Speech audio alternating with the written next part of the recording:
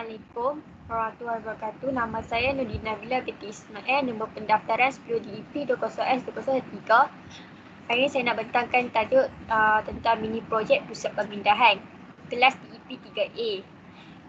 Ada 3 rakan grup iaitu Loh Shenting 10 DEP 20S1001, Siti Nurhajar binti Zakaria 10 DEP 20F1009 dengan Aina Azmila binti Muhammad Zuhairi 10 DEP 20F1045. Ini rakan grup iaitu Loh Shenting, Nurdin Nabila binti Ismail, Siti Nurhajar binti Zakaria, Aina Azmila binti Muhammad Zuhairi.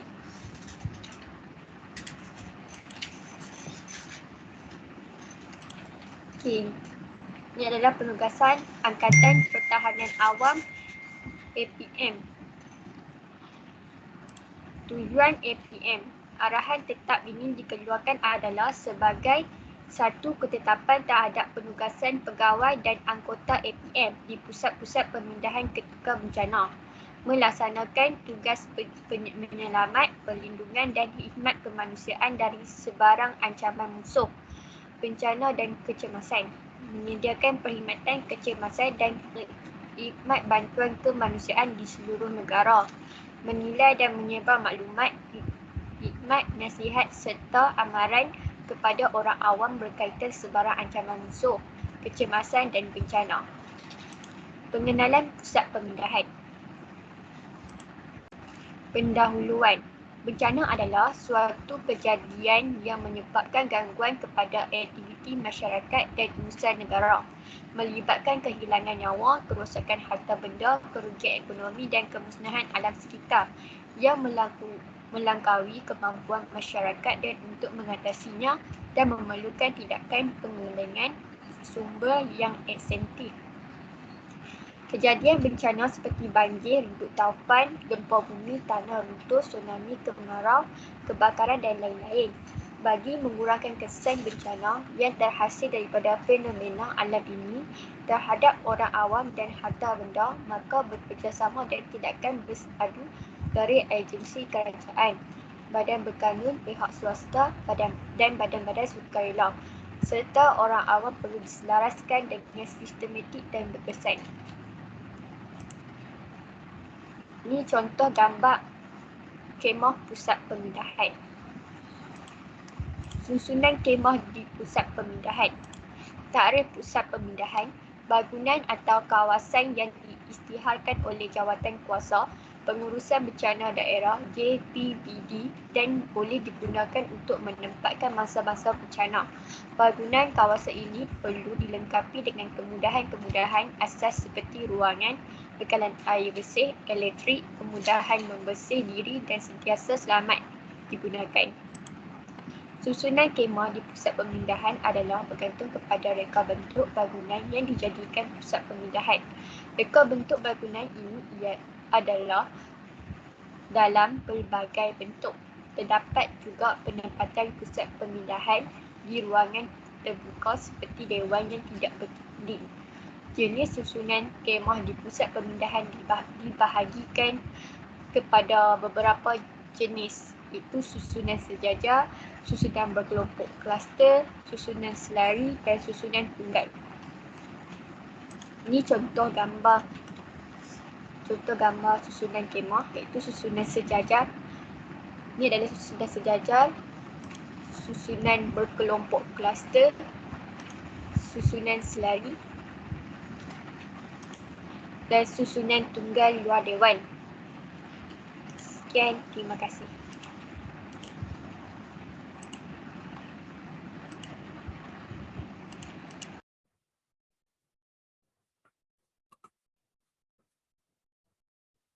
Saya sudah telat.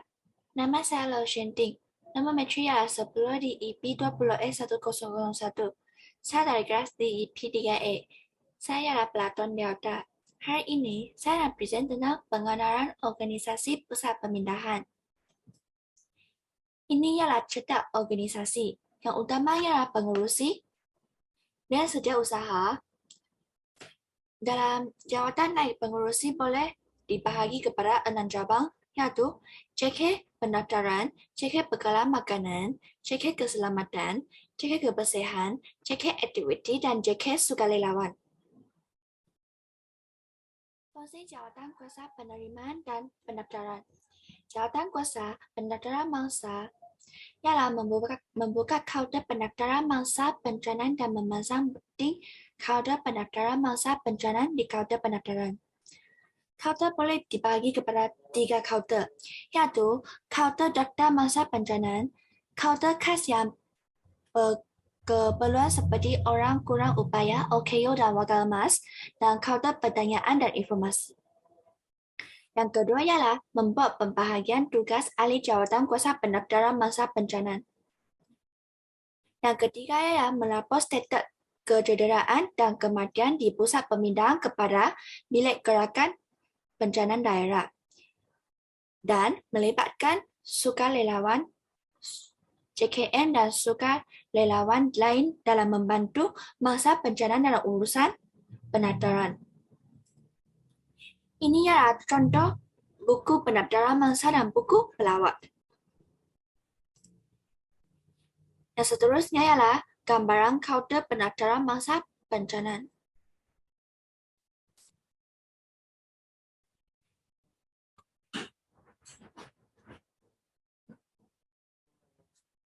Yang seterusnya ialah fungsi jawatan kuasa bekalan keperluan. Ialah membuka kaunter bekalan keperluan, memastikan peralatan dan keperluan disediakan dengan lengkap dan mencukupi, iaitu buku daftar stok, alat tulis dan lain-lain mengikut keperluan, dan buku rekod sumbangan. Membuat pembahagian tugas ahli jawatan kuasa bekalan keperluan. Dan memastikan barangan keperluan asal diedarkan kepada setiap ketua isi rumah yang telah mendaftar mengikut keperluan. Di samping itu, membantu mengaktifkan bekalan keperluan kepada mangsa. Dan last ialah mengawasi balang keperluan daripada kecualian.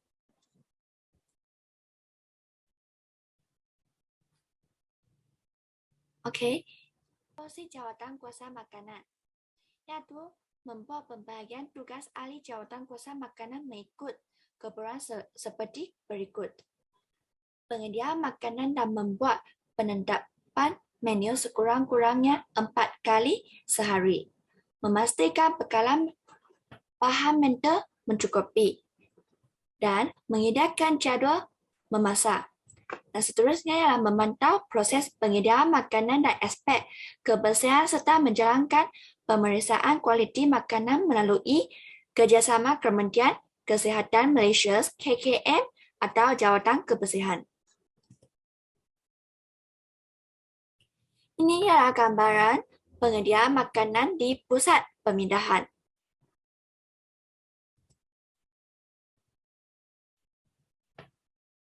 Justeru, fungsi jawatan kuasa kesihatan dan kebersihan.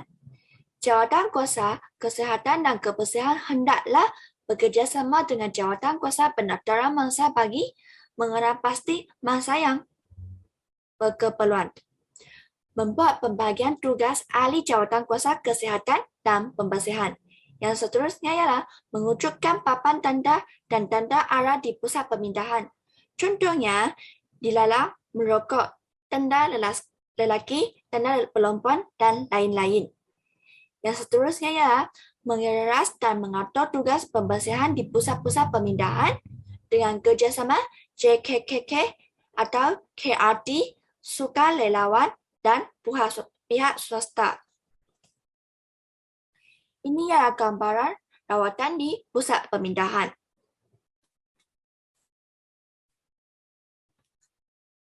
Presentation saya stop pada hari ini. Terima kasih. Okey, hai, Assalamualaikum. Nama saya Aina Azmina binti Muhammad Zuhari. Nombor matrik saya 10 DEP 20F 1045. Okey, saya daripada kelas DEP 3A. Pelantur daripada Delta. Okey, saya akan terangkan 3 jawatan kuasa iaitu kebersihan dan kesihatan, aktiviti dan juga sukarelawan. Jawatankuasa Kebersihan dan Kesihatan. Fungsi dia, mereka adalah bekerjasama dengan KKM berkaitan dengan aspek kesihatan yang diperlukan. Yang kedua, dapat bekerjasama dengan pihak berkuasa tempatan tentang aspek kebersihan. Contoh kalau tentang aspek kebersihan ni, kita perlu memastikan persekitaran pusat pemulihan sama ada luar ataupun dalam keadaan terjaga dan juga bersih, dan menyediakan kemudahan tong sampah yang mencukupi di tempat yang bersesuaian. Manakala kalau berkaitan aspek kesihatan, kita perlu membuka kaunter rawatan kesihatan, membuat semburan fogging, menyediakan pasukan kesihatan dan perubatan, dan juga memastikan peti kecemasan dalam keadaan yang mencukupi. Ini adalah gambar raja. Jawatankuasa aktiviti. Fungsi dia, kita perlu memastikan aktiviti di pusat pemindahan dapat dilakukan dengan baik bagi mengisi masa lapang masa-masa banjir di pusat pemulihan, melaksanakan aktiviti yang melibatkan semua golongan seperti kanak-kanak, dewasa, warga tua dan juga OKU. Mengatur dan melaksanakan aktiviti yang bersesuaian dengan bangsa bencana.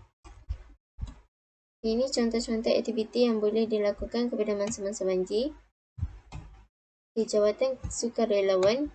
Definisi sukarelawan ialah kerja sukarelawan, juga disebut sebagai kesukarelaan. Slogan bagi 2004 adalah kegiatan sukarela merupakan satu usaha ikhlas tanpa paksa atau mengharapkan balasan yang berasaskan kepada pendidikan untuk menghasilkan masyarakat yang berkeupayaan melalui penglibatan. Untuk 2007 pula, kerja sukarela melibatkan pernyataan sukarelawan dalam suatu aktiviti bersama masyarakat. Dalam maksud yang luas, kesukarelawanan boleh dilihat sebagai suatu konsep perkhidmatan dan perkongsian suatu proses pendidikan atau pengalaman pembelajaran dan penglibatan aktif warga negara dalam isu-isu dan hal-hal kemasyarakatan, hal ehwal kemasyarakatan.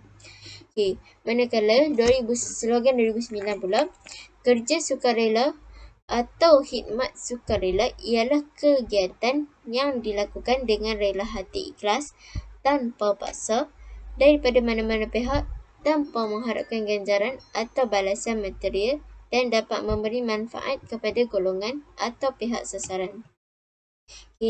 Bagi makna sukarelawan, kalau daripada internet, suatu yang memberi erti atau nilai istimewa kepada seseorang.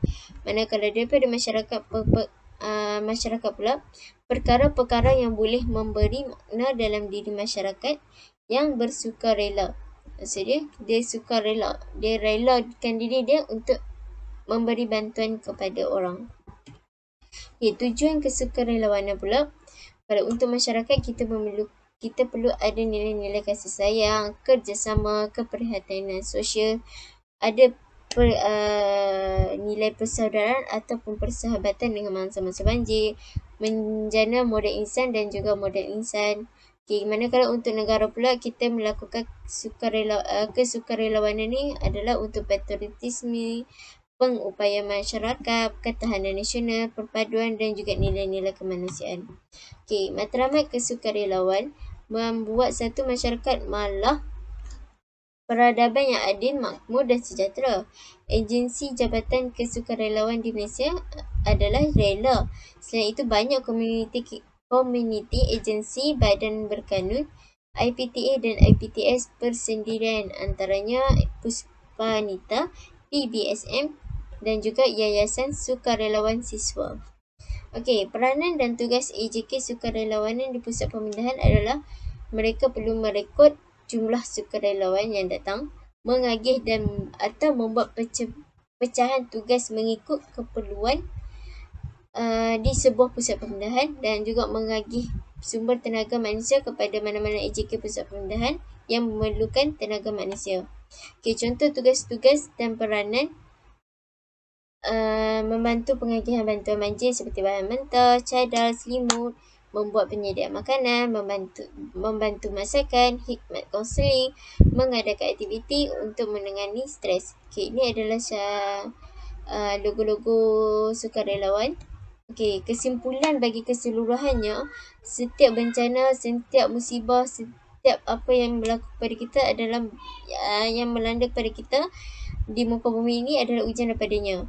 Okey, bencana yang selalu melanda adalah banjir. Okey, banjir negara kita datang daripada berpunca daripada dua, iaitu yang pertama fenomena semula jadi dan juga kerasukan manusia memusnahkan persekitaran. Kalau fenomena semula jadi berlaku kerana air laut pasang besar dan taburan hujan yang turun dengan banyaknya. Kalau daripada tindakan manusia pula, memusnahkan alam sekitar pula akan menyebabkan berlakunya banjir kilat. So, kita perlu dengan ini kita perlu tahu ramalan cuaca setiap hari ataupun setiap minggu ataupun setiap bulan untuk membuat persediaan jika berlakunya bencana. Okey, jika kita selalu tahu pasal info dunia, kita tidak akan kita dapat membuat persediaan awal buat kata pepatah seperti sediakan payung sebelum hujan. Okey, so kerajaan di setiap negeri ataupun negara akan ada pusat pemindahan di mana-mana saja. Okey. So pusat pemindahan ni kita akan diberikan banyak keperluan seperti tempat tinggal, kita dapat sumbangan yang berkeperluan, khidmat kaunseling dan juga yang lain-lain. Okey, itu sahaja daripada saya. Sekian, terima kasih.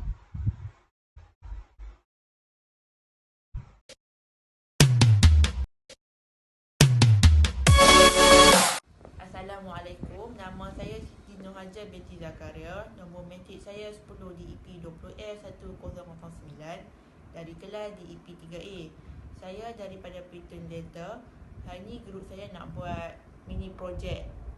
Okey, sekarang saya nak buat sebelah kiri saya nak buat surau, dewan makan dengan dewan berkumpul. Di sebelah kanan saya 2 buah bilik air, dan di tengah ni saya akan buat 10 buah biji kemah, dan di depan ni saya akan buat stok bekalan makanan. Okey, yang ni adalah contoh saya buat. Ini adalah bilik air, ini surau, dan ini kemah, ini dewan makan, dan ini dewan berkumpul.